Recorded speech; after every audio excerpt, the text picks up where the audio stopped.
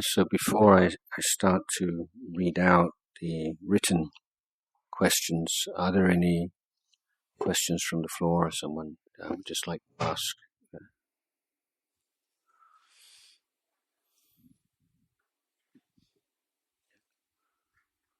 Do I ask out loud or do I write it in papers? Well, let's see, you have a choice, you see. So I grew up in two different worlds. Yeah. One teaches me moderation, middle path, non-attachment. And one teaches me to stay hungry and stay foolish. Be obsessed with your goals and try your best. Both requires mindfulness. One is to know my limits, let go. And one is to exceed my limits in order to perform better. So how does one reconcile such a difference?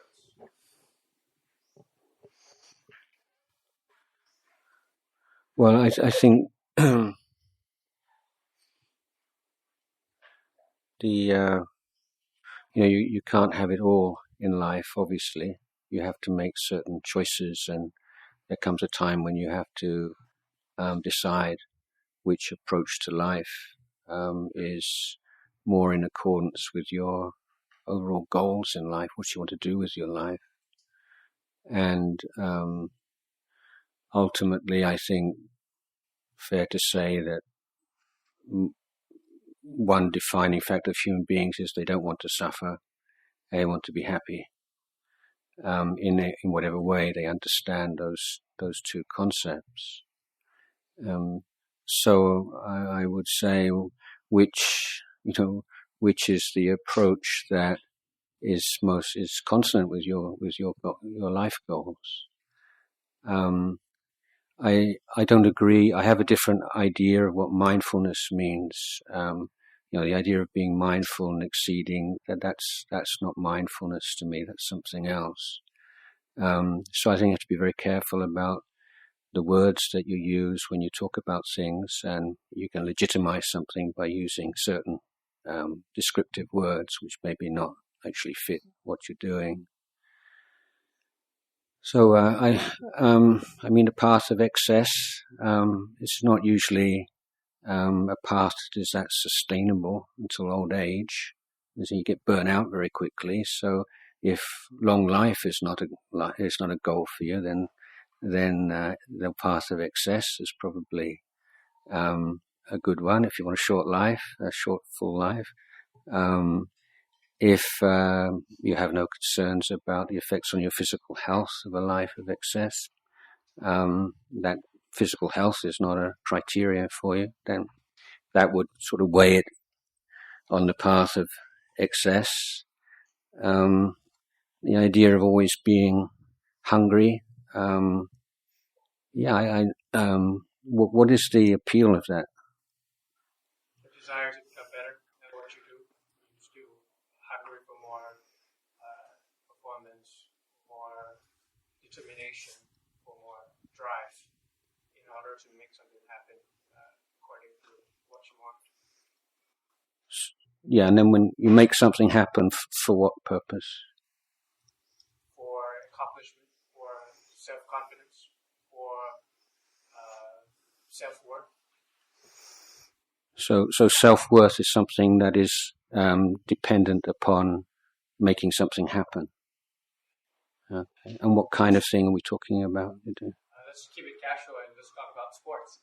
Okay. You play a team sports here. I have two mothers. One is in Thailand and that's the one that teaches me moderation. Yeah. Second mother is in New Zealand. She's a top athlete performer. So I play soccer in both countries. One tells me that we'll try our best. Let's see what the result is. We'll let it be. In other parts of the world where I grew up, that's when you practice until exhaustion, and then you try to become better and things like that. Obviously, I both suffer. You still have to suffer for both sides, but at least maybe you suffer during the practice, or you suffer from the loss that you didn't try enough.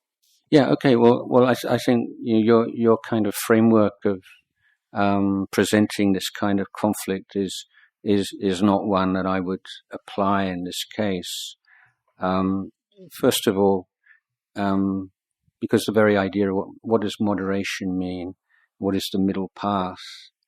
And the middle path doesn't just mean like halfway between two extremes. And over a long term, the middle path can seem to someone outside of that particular way of life to be quite extreme. So monks, for instance, on the middle path, they, like this time of the year, they might, for instance, fast for a week or 2 weeks, or not lay down for 3 months, but that would be considered as part of the middle path, like the big picture of the middle path. Secondly, if you read, let me just read you something. Just 1 minute. This is Thai language.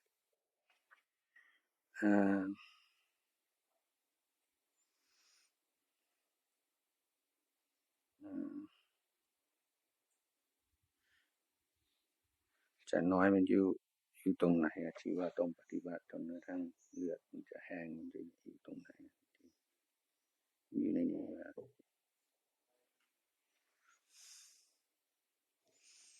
Okay, let him find it. If you look at the Buddha's life, 6 years he practiced asceticism to a level that had never been seen before in the world, because coming from a royal family and having lived a very pampered life, he had to prove to other people that when he eventually abandoned that, it wasn't because he wasn't up to it, but because he'd been right to the limits of it and gone beyond. The Buddha said that prior to his enlightenment, one of the two main factors for his enlightenment was refusal to be content with the results that he'd already achieved.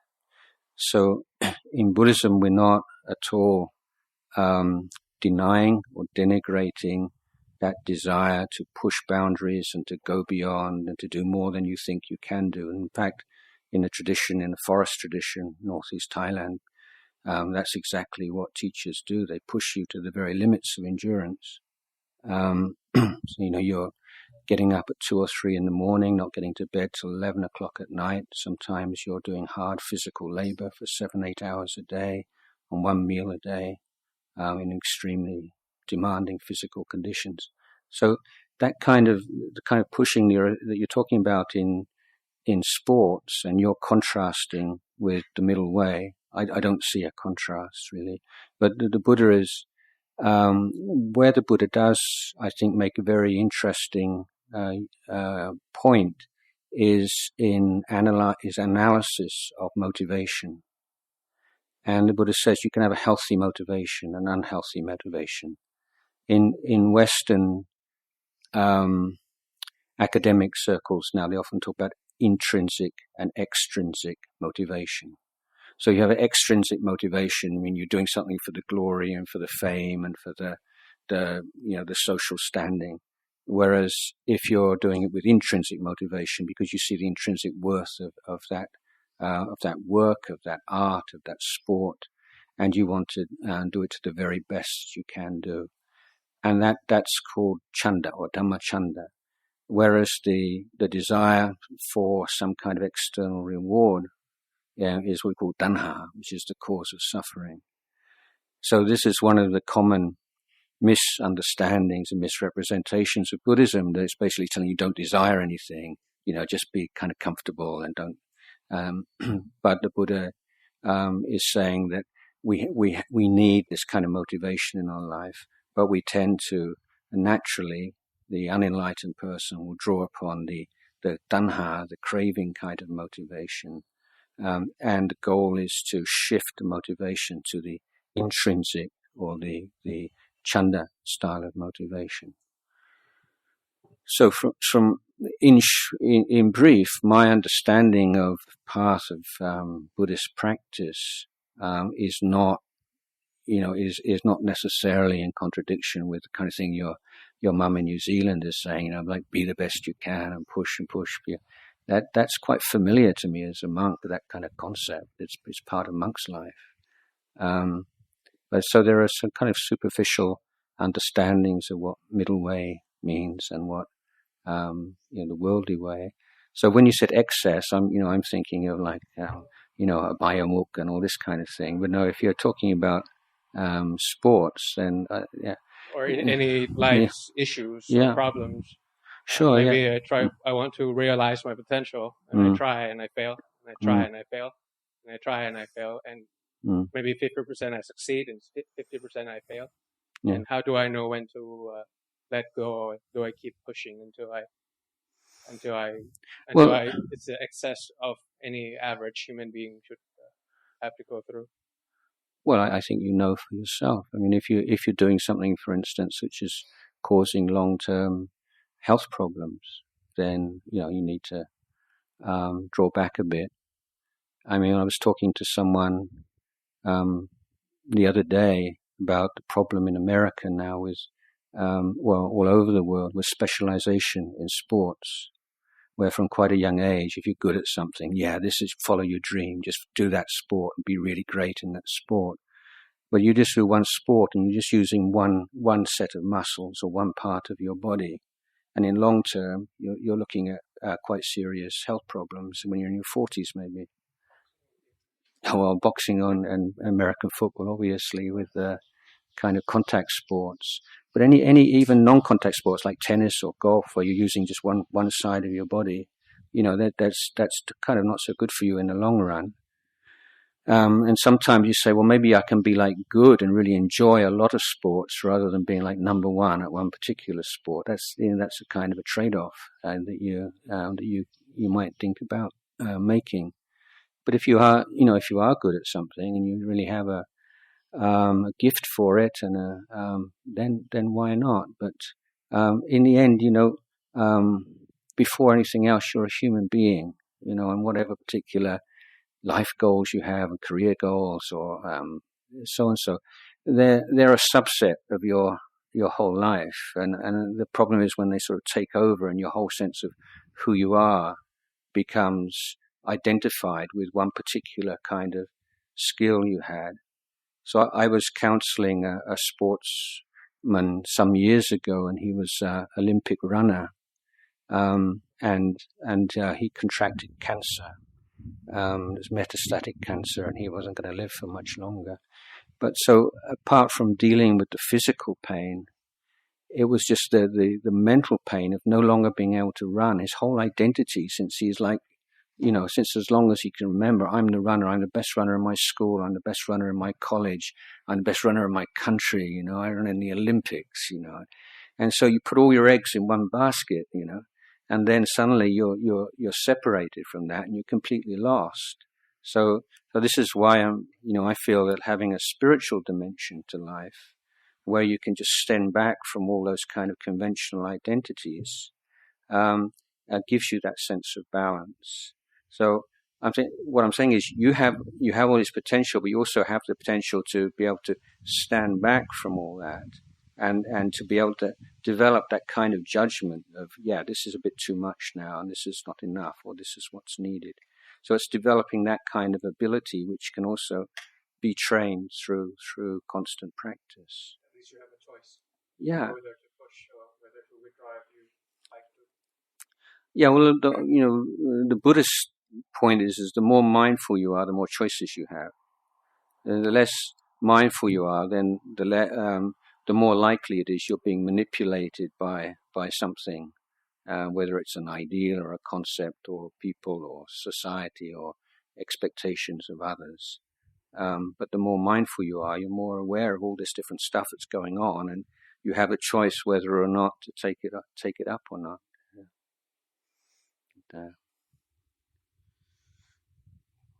Okay, so we've got this.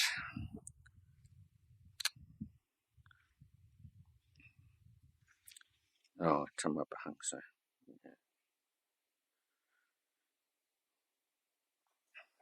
So this is the Buddha before his enlightenment.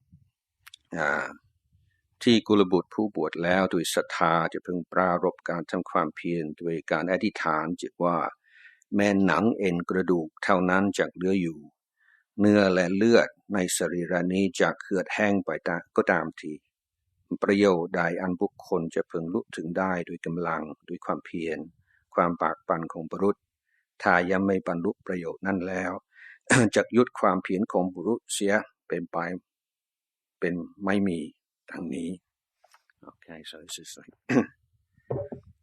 ความตั้งใจของพระ Okay, so this first question is actually in Thai, but I'm going to translate it and answer in English. So there'll be a Thai session this afternoon. ถ้าคนเราไม่มีศาสนาจะเป็นอะไรไหมคะ So if we don't have a religion, does it matter? So I think this question is based upon certain premises that like imported from the West, and an idea of what a religion is and what it means to be religious or to have a religion. So to my point of view, Buddhism is a very anomalous religion. It doesn't fit in the same categories as Christianity and Islam, and when all religions are sort of lumped together as this one thing called religion, then Buddhism comes out of it very badly because it's accepted to conform to ideas and standards which it doesn't aspire to. So, there's something I've been talking about for years now, but my basic characterization of the religions that grew up in the Middle East, particularly Christianity and Islam, is they are, before anything else, they are belief systems. They're a system of beliefs or dogmas which you have to take on before you can be considered someone who is a member of that religion. Now, in Buddhism, that's not the case. Buddhism is not a belief system. As a Buddhist, you're not saying, okay, you're a Buddhist, you have to believe in this, and this. And if you can believe it, then you're a true Buddhist. And if you're not, then you're a false Buddhist, or you're a bad person or something. So I characterize Buddhism as essentially an education system. So it's a very different concept of what a religion is, and the difference between having a set of beliefs by which you guide your life, as things to refer to and give you your compass in life, things to conform to, and an education system which is based upon the idea of fulfilling the human potential for enlightenment through a systematic training of conduct, emotion, thinking, wisdom. So I would say that essentially Buddhism answers the question, how can human beings be free of suffering and realize their highest potential, true happiness? Buddha's answer is through the practice of the Eightfold Path, through this education system. So when people in the West say, I don't have any religion, I'm not a religious person, then what do they mean by that? I think that mostly it means that people feel that they cannot use these dogmas as their guiding light in life. They don't believe, maybe they don't believe in the particular teachings, or they don't want any association with the religious organizations and structures, and they don't feel I don't need to believe in these things to lead the kind of life that I want to lead. This is and so I'm talking. This is my position when I was about 13, 14. So from the age of about 8 actually, but I didn't really articulate it so well at that age. But I found the teachings of Christianity unbelievable, I couldn't believe them. They didn't make sense to me, and I didn't see any reason why I should believe them. And I didn't see that people who believed them were any more admirable people than those who didn't believe in them. But I feel with Buddhism, we're talking about a system of education and human cultivation aimed at reducing and eliminating human suffering and maximizing the potential for happiness and inner freedom. So now I find more and more young Thais who particularly study in the West coming back and saying, "Oh yeah,ผมไม่มีศาสนาแล้ว." So it's kind of cool thing these days to say that. It's kind of, ผมไม่มีศาสนา. Wow, so cool. But the question is, what do you mean by that? I mean, so I would say, okay, well, when you suffer, what do you do? When you get depressed, what's your strategy for dealing with depression?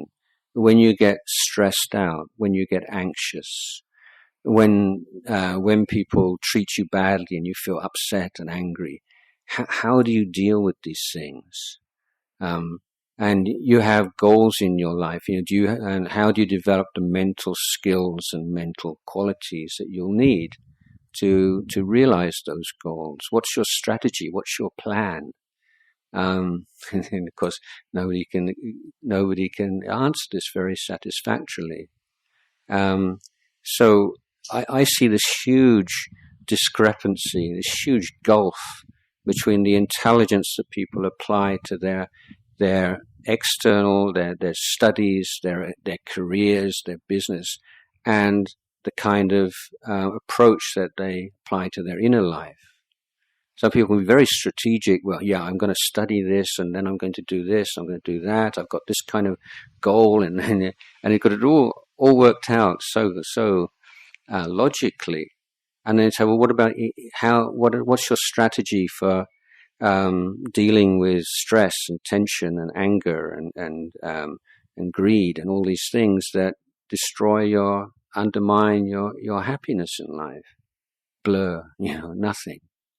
This for me is just so remarkable that we could be so kind of thoughtful and intelligent as regards things like career, and so completely unintelligent regarding things that really matter in your life, is like your experience of happiness and suffering. So I would say that the Buddha is offering like a science, if you like. I call it an education system to overcome suffering and to realize enlightenment, or highest human potential. I'm saying, in a Buddhist sense, if you say, I'm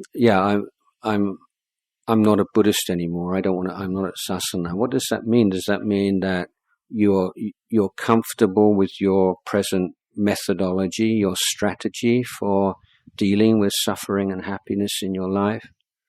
Or does it just mean that can't be bothered to go to the monastery, or you're not interested in putting food in monks' bowls or something like that, or you read in the newspaper about bad monks and then you just don't want to have anything to do with it?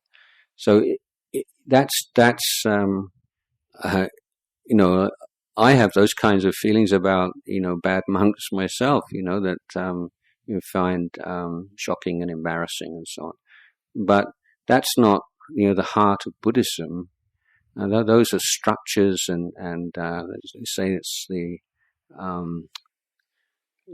outer husk of the religion, but the heart of the religion is not something that's affected by those kind of things and those kind of external behaviors. Going to a monastery or not is, or putting food in monks' bowls, that's not really what it's about. That they can be a beautiful part of what it's about, but it's not the essence of it.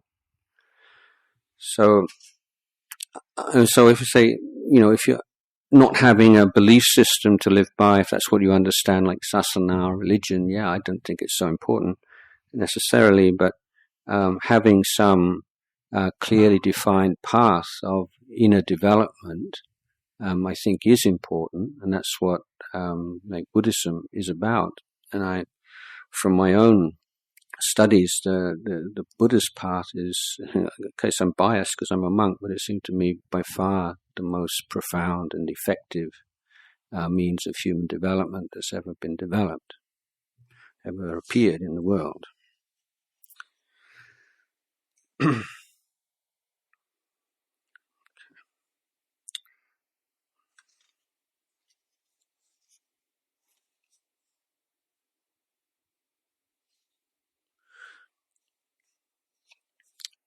What if we have anger or hatred towards someone who did to us previously or did something bad, I guess, and this feeling arises several times in daily life? How can we get rid of it? How can we release ourselves from anger, hatred? Well, with negative feelings that pop up in your mind, or any kind of thought, whether it's a greedy thought or an angry thought, just suddenly just pops up. Maybe you see something or you hear something, it's a trigger. But it's not something that you decide you're going to feel at that moment. And so why does it arise? Well, because it's a conditioned phenomena, because you've thought in that way before, and you've identified with it and you've fed it, basically.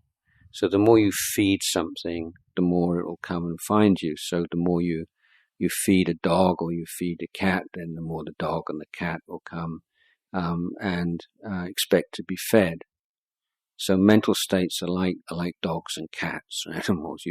And the thing is, don't feed them. You have to kill the animal. But if you don't feed it, soon it'll go somewhere else. It won't come and bother you anymore. So when you have a angry thought towards somebody pop into your mind, you're just aware, oh, there's that angry thought again. But you don't have to drive it out of your mind, and you don't have to sort of take it up and think about it. Yeah, it's just so awful when that person, how could that person treat me in that way after all the kind things I did for them in the past, and they completely betrayed me and so on. And then, so you can get into that, can't you? You can sit there for a long time and just go over and over, like what we call brungdang, it's like this proliferation of this kind of negative emotion. And so that's something that you do to yourself. That's not something anybody's doing to you. You make a choice to take up that thought and to carry it on and make something more out of it.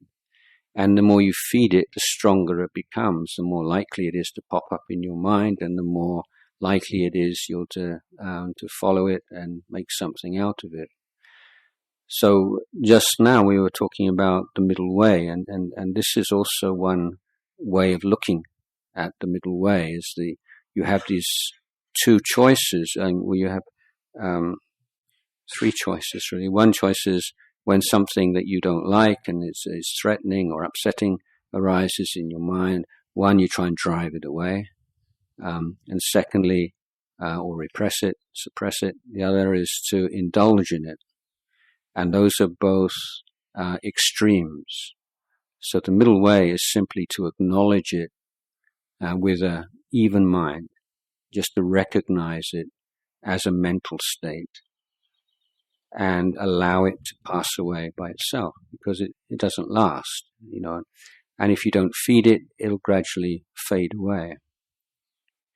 But one important point to recognize is that if you try to get rid of something from your mind, that feeds it in the same way as if you welcome it into your mind. So we have this very good phrase in Thai, is it? Samkhan man mai man. You samkhan man. You give importance to something. So when you try to drive it away, you're actually giving it importance. You're saying it's so important that you can't have it in your mind even for a moment. So that's giving it a reality that it doesn't really have. So the middle way is not to react, simply to be mindful and recognize and allow it to pass away, and gradually it will fade away. But that particular thought or emotion is just one instance of this whole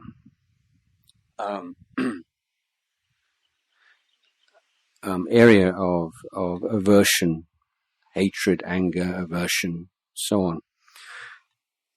So how do you deal with that altogether? Well, just now I spoke about the Eightfold Path. The Eightfold Path is often summarized or telescoped into three areas of cultivation or development. One is conduct, one is the area of the heart or of emotions, and one is of thinking and wisdom. So any effective strategy to deal with a negative emotion has to deal with it in those three areas simultaneously. So in the area of conduct, then our tool for cultivation in the area of conduct is our ability to refrain from actions that we see as being harmful or inappropriate in some way. I was talking about this in the talk last night.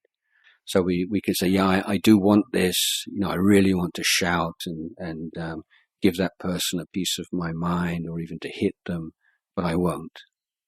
Okay, so by maintaining that standard, then you prevent that negative emotion of anger, hatred from entering the world outside of you. Now it's no longer your business alone. It's impacting on your relationships, the people around you, and there will be some comeback. There will be some consequences from that. And it's through acting on anger, particularly, that you can create very bad karma, which will cause suffering for yourself and others, both short-term and long-term, including future lives. So refraining from acting upon angry impulses protects you from very bad karma. But it's not the end of the story. So in the realm of the mind and the heart, we need to cultivate virtues which directly counteract, directly oppose that negativity. And the most important is mindfulness. Mindfulness means being present to what's going on in terms of whether what's going on is wholesome or unwholesome, is healthy, unhealthy. It's not just being in the present moment, but there's a sense of, there's a value judgment there also. So in the case of mindfulness, when it's well established, our observation of what's going on inside of us becomes much more subtle. And we can see that before any real anger arises in the mind, there are some there's certain patterns that we can observe. And we tend to fall into this kind of rut or this pattern. And a pattern often is characterized by certain specific physical sensations. And they'll vary from person to person, whether in the head area, in the chest, in the arms. But if you can recognize that physical pattern of tension, that's your warning signal that you're starting to fall into that path leading to anger. And so if your mindfulness is very sharp, you can cut it off when it's still very weak, through that sensitivity to these physical, mental changes going on in your mind, which are the pattern that leads to anger and hatred. Reflecting on loving kindness, developing a practice of loving kindness, and developing positive emotion in a very systematic way, obviously reduces the power of the negative emotion.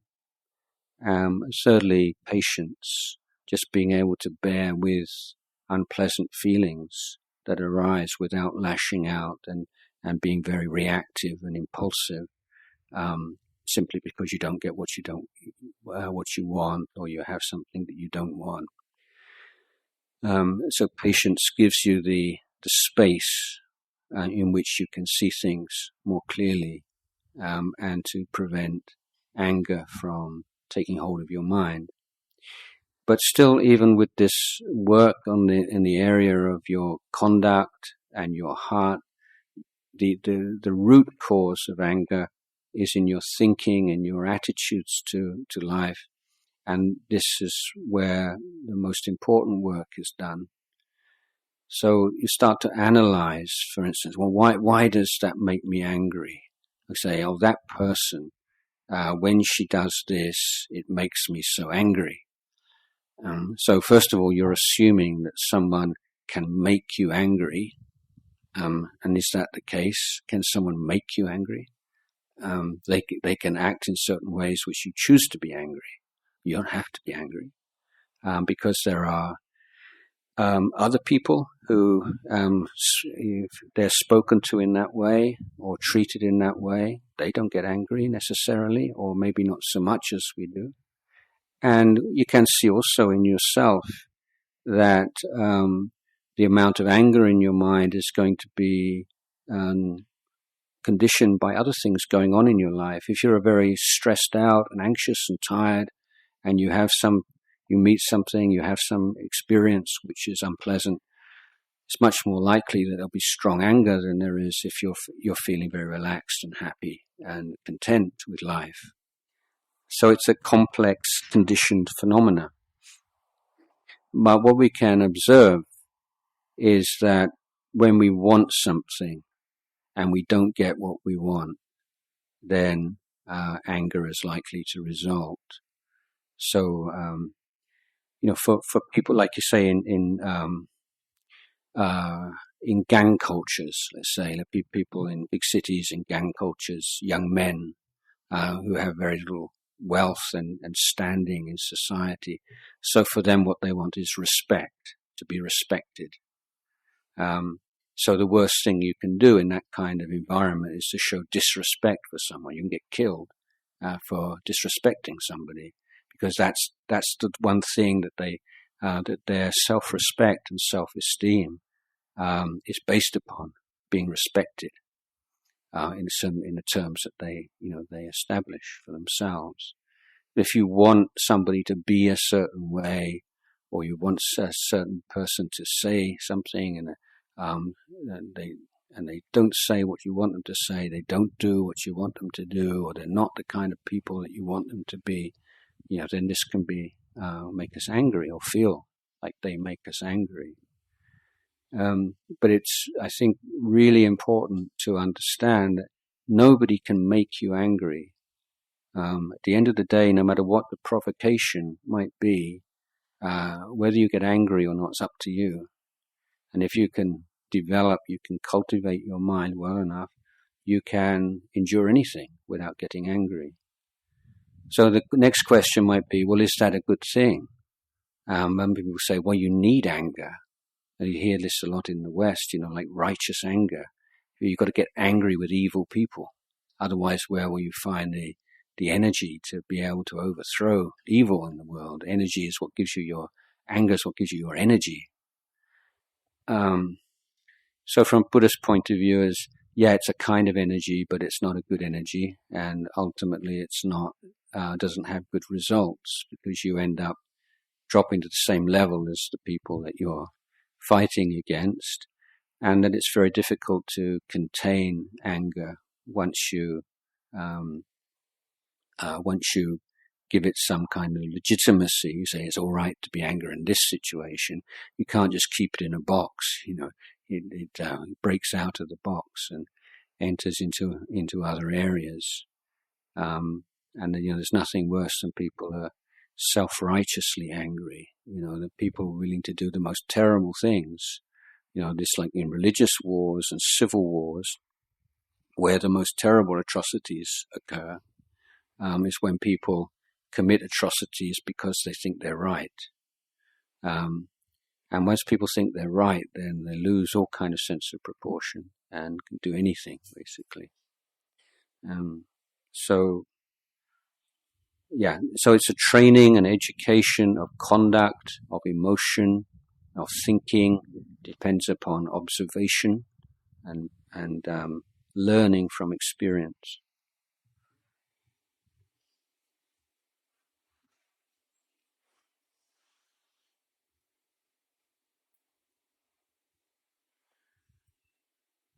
Okay, before I answer next question, is there any kind of response to that? Anybody wants to make any comment or to ask anything? Sot. Please feel free if you would like. You don't have to agree with me also. If you don't agree, you can say, Ajahn, you got it wrong. It's not like that.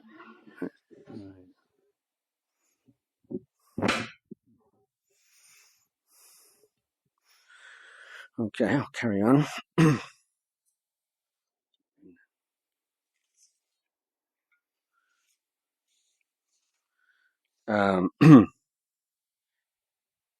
If my dog is suffering from late-stage cancer, should I put it to sleep to end its suffering? I have a couple of comments on the question. The first sentence, if my dog is suffering. So, who decided that dog belongs to you? It's your idea. I mean, does the dog think it belongs to you? I mean, we have this idea that we can possess animals. I mean, is that really true? I mean, it's just an idea we have, So, once you say it's my dog, it means like I have the power, I have the right. I have the right to decide whether it's going to live or whether it's going to die. But, do you really have that right? Who are you to say, dog's cancer, or kill it? And we say we don't say kill it, we say put it to sleep, because that sounds nicer than kill it, but that's what it really is.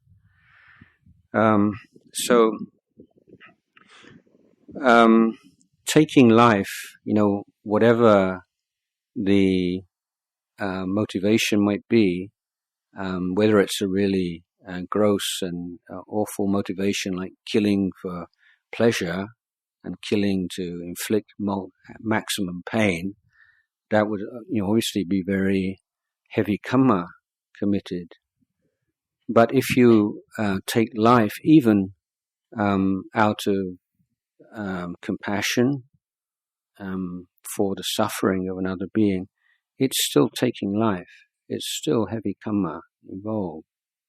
And as I say, who says you have the right to do that anyway? So I understand it's terrible to see anybody suffer, and animals. Sometimes, I mean, I don't know about you. If you see a dog limping, or walking on like three legs, sometimes somehow it's like more sad than a human limping. There's just something about it that's very poignant. But the suffering of creatures, you can say, is the karma of that creature. I mean, the whole idea of mercy killing and putting to death, is based upon refusal to consider the fact that death isn't the end of something. We're in there is rebirth after this. So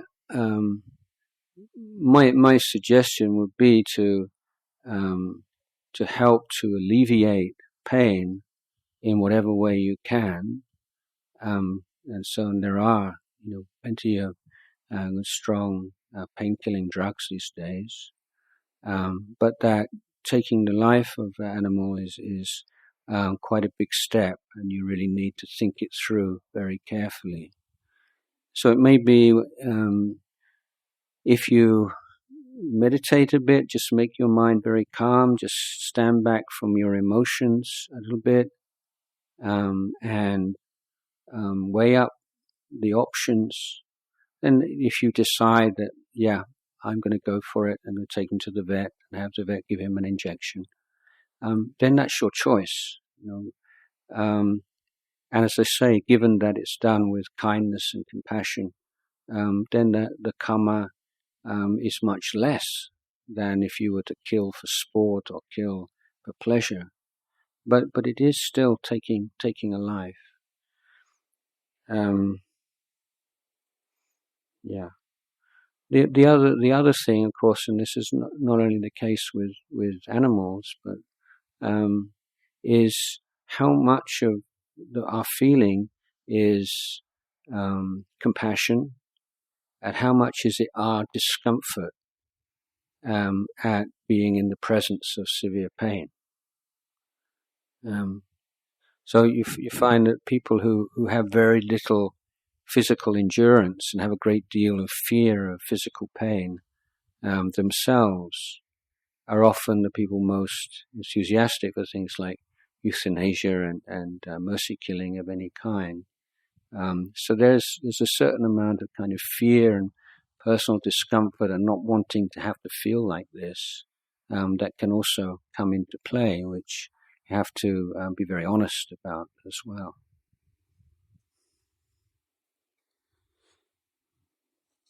So I'll leave that one. So this is a kind of related question. If I were about to die and I became disabled, how would I stop myself from misery and worries before death? Yeah, well, this is one of the good reasons for meditating and practicing the Dhamma from when you're still young. One, creating a good karma and parami, but also developing the ability to look after your mind and to be able to deal with discomfort and pain and fear and anxiety. So this is the kind of life skills that you're learning in the Buddha's path.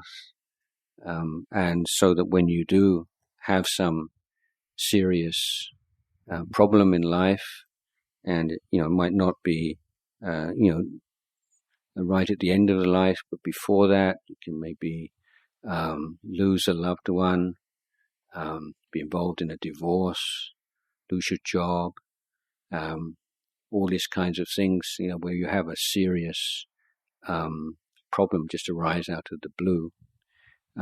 Then that's when you're going to need these kind of life skills that I've been talking about. It's not something you can just apply like a plaster or a first aid kit. It's something that has to be really embedded in the whole way you live your life and the whole way you look at life. So that as you get old, I'm of the nature to age. I've not gone beyond aging. I'm of the nature to sicken, not gone beyond sickness. I'm of the nature to die. I have not gone beyond death. I'm going to be separated from everything and everyone I love. This is like a daily chant, daily reflection for Buddhists. So you're practicing with it. You're rehearsing it right from when you're still young and healthy, so that when that really does happen, it's no big deal. Yeah, now I'm 60. I've been reflecting on old age, sickness, and death over 40 years now. Reflecting on it every day, thinking about it every day, and it's not depressing to think about it. Quite the opposite. But it means when you get older, like kind of the anxieties and fears, worries about sickness and death, their basis, has been so dealt with over such a long period of time. It's very different from the way someone who'd never applied their mind in this way would think and feel. So, as I say, it's not a matter of, when you get to that point, if you suddenly find you've got last stage cancer and you're paralyzed or something, this is the Buddhist technique to deal with that. It's like a magic bullet. It's not like that. It's a matter of developing these skills and abilities throughout your life, where you have a certain maturity, which will give you that confidence that when that thing should happen, I'll be ready for it.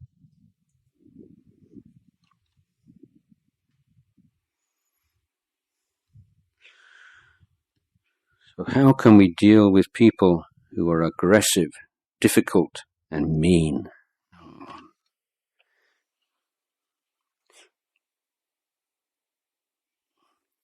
Well, first of all, first question is, are they deliberately aggressive, difficult, and mean? Because some people are just so lacking in self-awareness. They can be very smart people, but they just have this kind of style that they've developed that nobody's ever taken them up on. And I've met people like this and say, do you know people really find you very aggressive, difficult, and mean? What? Me? Really? And the funny thing is that, people like this can often be very, very sharp observant about other people. They can say, that guy, he's like this and like that. You say, yeah, well, that's so sharp.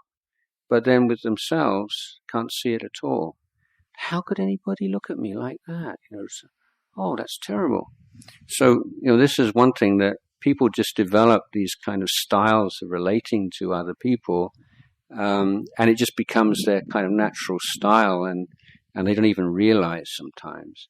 So don't necessarily assume that it's always the case that this is kind of being deliberately and targeting you in every case. The less if what we do need to develop are good communication skills. So there are people who thrive on exerting power over others and intimidating people and sometimes using their physical size, like as an Asian, sometimes you notice like Westerners or very big people, they actually consciously using their size to intimidate you, using their anger to intimidate you. Often if someone's got a real strong temper or something, you say, I can't be bothered to argue, it's just not worth it, it's just too stressful. So some people know that, and they'll use that as a tool, isn't it? Yeah. If you get really angry and shout at people, mostly they just let you have your way. So that's your choice whether you're going to do that.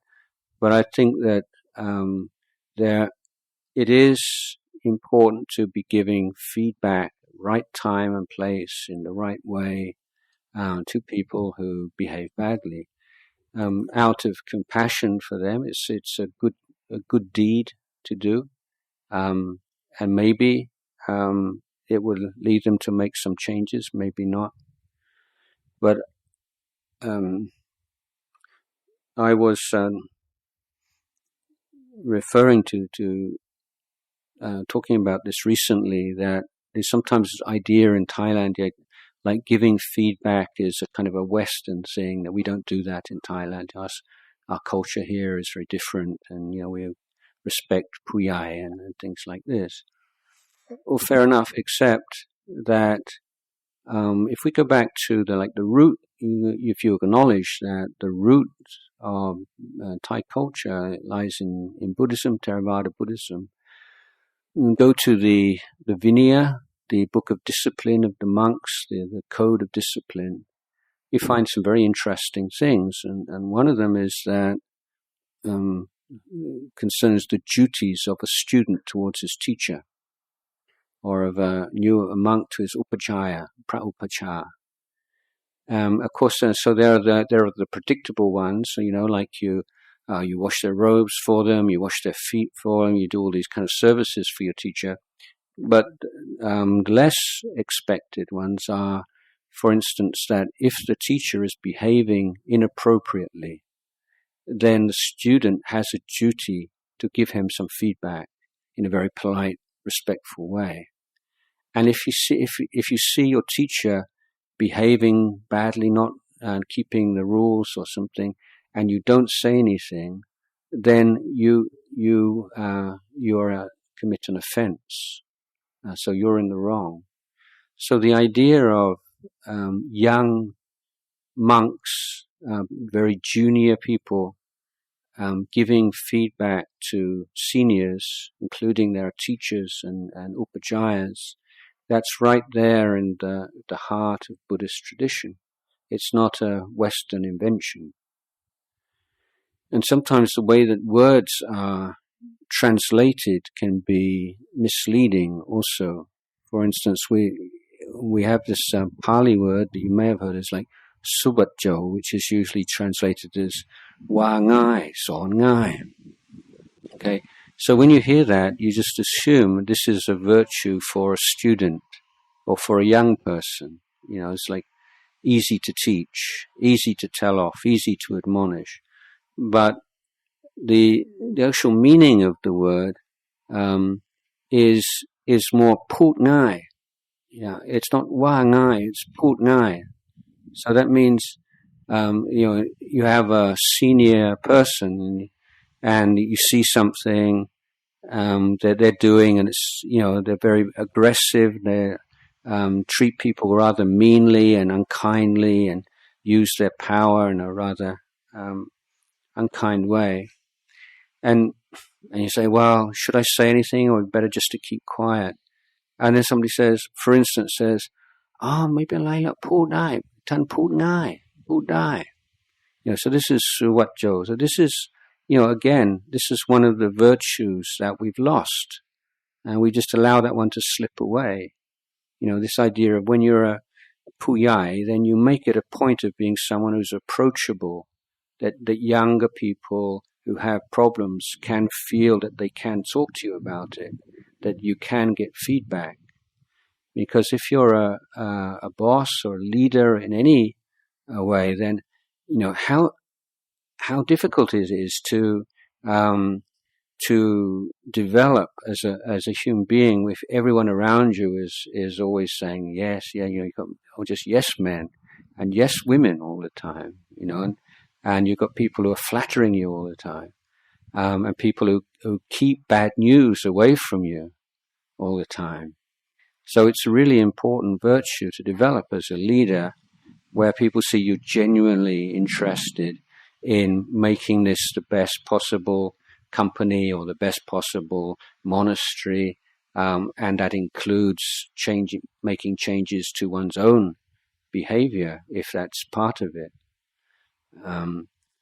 So, I think this is a really weak area that needs a lot of work in almost every organization that I'm familiar with, at least in Thailand, and creating communities and cultures in which there is a better exchange of information. So with someone who's aggressive, difficult, and mean, then the question is, well, is it someone senior to you? Is it a colleague? Hopefully, it's not someone who's junior to you. But if it's someone who's on the same level as you, then finding the right time and place and just saying, look, do you realize, when the thing about giving feedback, one of the most important things to remember is feedback must be specific, must be very specific. And for instance, never talk about someone's character or personality, saying, you're such this kind of person, you're always doing this. Whenever you always say this, you always undermine me in public, you always take the other person's side when there's a conflict. That kind of, when you, especially with a partner, husband, wife, partner, this is something that comes up a lot, you're always, you're never. So is that really true? Always? Every single time? Or never, ever? No, not really. It's just like you just want to sort of put your point across. But for the other person, it's very hard to respond. If someone says to me, you're always so selfish, and what can you say? You just feel, no, that's unfair. You just want to reject that. You say, no, I'm not. And then you just kind of argue. And you're not always self. Yeah, if someone says to you, when yesterday, when I asked you to do this, and you said you couldn't be bothered, or you wanted to, you were playing a game, or you were on your phone and you didn't have time, I felt really hurt. And if it seemed to me, that you were just playing on your telephone as being more important than some family matter, for instance. Okay, so this makes me feel like it's very selfish behavior. But if you're very specific, so you're not saying you are a selfish person, but you're saying this yesterday or this morning, when you did this, when you said this, this is how I felt. So this is a way that there can be communication. When you're talking about things that were done, things that were said, and your own feelings. But when you start talking about general things, about you're this kind of person, or you're never there for me, or you're this and you're that, then the communication breaks down. There's no possibility of going forward with that kind of conversation. So if you say, okay, well, it's kind of a quiet time, and the person seems in a good mood, and you're in a good place, you say, look, sorry, I've got something we talked about. Why are you so aggressive, difficult, and mean? And that person's not going to be able to take that, I don't think. But if you say, yesterday when I asked you for that file, I said, what are you bothering me about? It's like, it just seems so aggressive. It was really shocked me. They said, oh yeah, I remember. And the person say, oh, I'm sorry. Actually I was very stressed out about something else and didn't mean to bark at you. And you say, well, yeah. If you do have something on at home, or you have some problem, really appreciate if you don't take it out on me. Just be kind of just like gentle kind of feedback. And this is also part of Dhamma practice. This is like developing ability to live in society in a healthy way, and to learn how to express our feelings and our views in the best possible way, in a way that people can listen and we can learn from each other. So most difficult conversations tend to be adversarial. Who's going to win? It's either you're going to win this conversation, or I'm going to win it. But if you change the whole frame of conversation, make it learning conversation, what can we learn from this? Then the whole thing changes very much.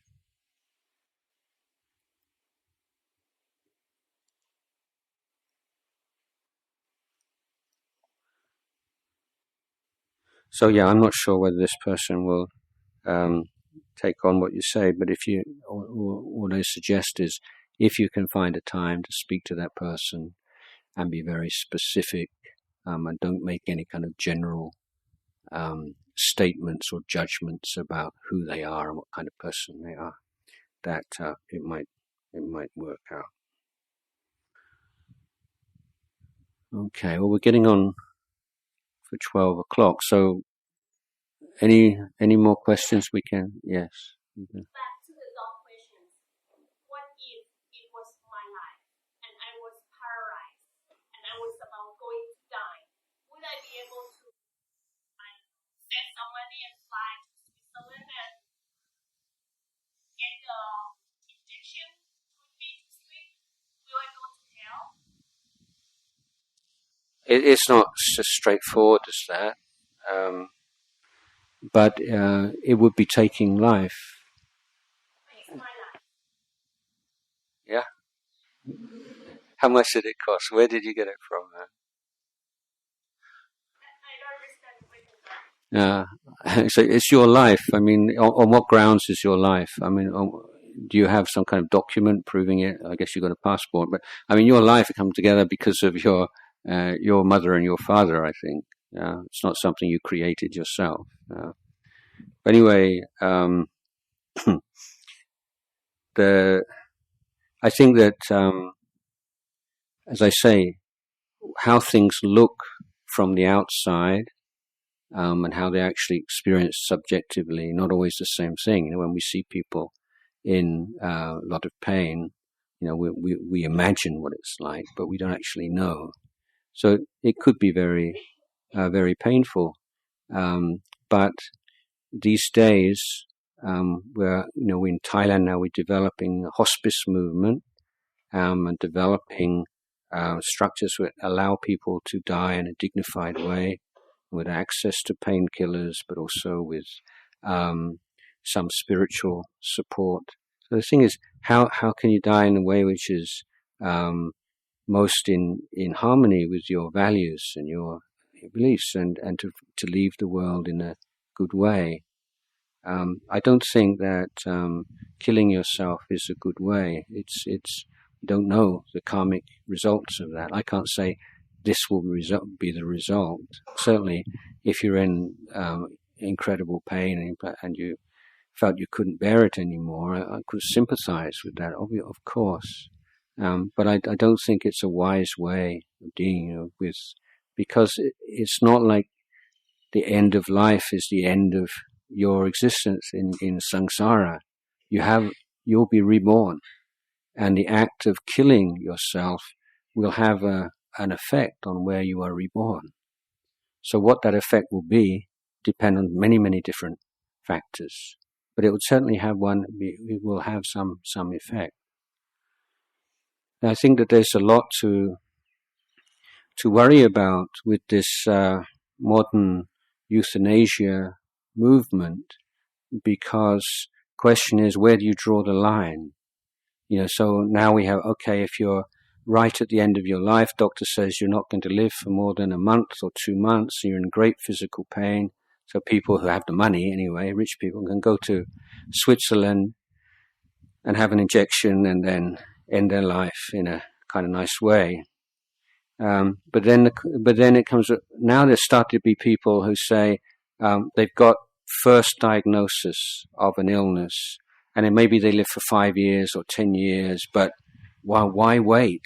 And you don't know what it's going to be like. Why? It's just going to be downhill. Why not? Just cut it off right now in a nice way. Have a big party with all your friends and say goodbye.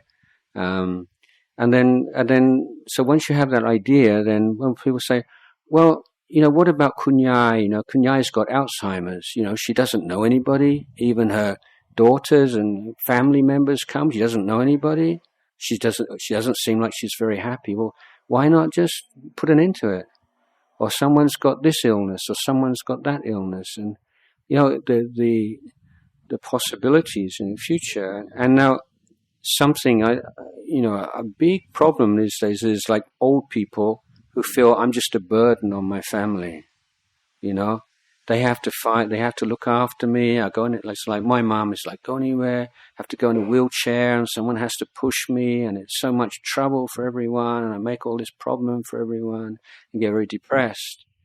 And then I can see within a few years a lot of older people saying, well, yeah, I'm just such a burden on my family, financial burden on my family, and they all have to look after me.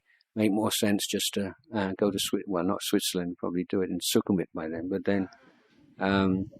So it's also, apart from an individual choice, it's creating precedents and participating in something which is, I think, very worrying development in the world at the moment. It can have some very serious results. In terms of,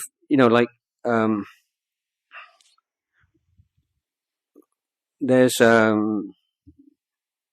book called Stumbling Towards Happiness. It's quite a few years old now, but it's an Ajahn in Harvard who wrote this book. And one of his points was how difficult it is for us to to project into the future. That we're not very good at doing projections, and we have a lot of very kind of irrational kind of things. So, for instance, if you were to ask somebody before lunch, like say right now, next week, I'm going to give you an invitation to go to a wonderful restaurant in somewhere or other, and then you kind of grade how excited are you about that on a grade 1 to 10 or something, and then you ask the same person or somebody else just after lunch when they have a full stomach, and now from 8 to 10 or 9 to 10 they're down to about 5 to 10, because they're being affected by the fact that they feel full. And their ideas about the future have now been changed. They're conditioned by their present physical situation. So our ideas about how we would feel in the future are very unreliable. So he did this test on 2 groups of people. One group of people won the lottery, like first prize in the lottery, millions of dollars. And the other group were people who had car accidents or for some reason become paraplegic, completely paralyzed. And they asked for their basic kind of happiness levels. And the pattern is that most people have a certain kind of base level of contentment or happiness. And then something drastic happens. You win the lottery and it goes up like that. And then within 6 months, you're back down to your basic happiness level. So that maybe is more understandable with lottery winner, but it's the same with paraplegic. Someone who's like this, and then they become paralyzed, and they go down like this. And then after 6 months, they're more or less back to where they were before. So, yeah, it's incredible. So it's just this kind of a balancing system we have as human beings to come to terms with things in our life. So, being paralyzed might not be such a terrible thing as it feels it would be now. Yeah, of course, nobody wants to be paralyzed. It's not a good thing. But it's not like the terrible, awful torment, that you imagine it would be. Because you imagine what it would be like when you were first paralyzed, not like what it would be after some months. So my answer my answer is not a good idea to go to Switzerland. Just invite monks round to chant and meditate and make your mind very wholesome and calm, and and then when the karma is expired and ready, you can leave the world in natural ways. Better.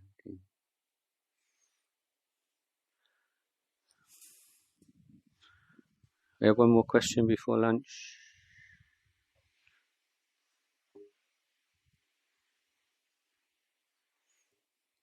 Okay, we can have a early lunch, 3 minutes.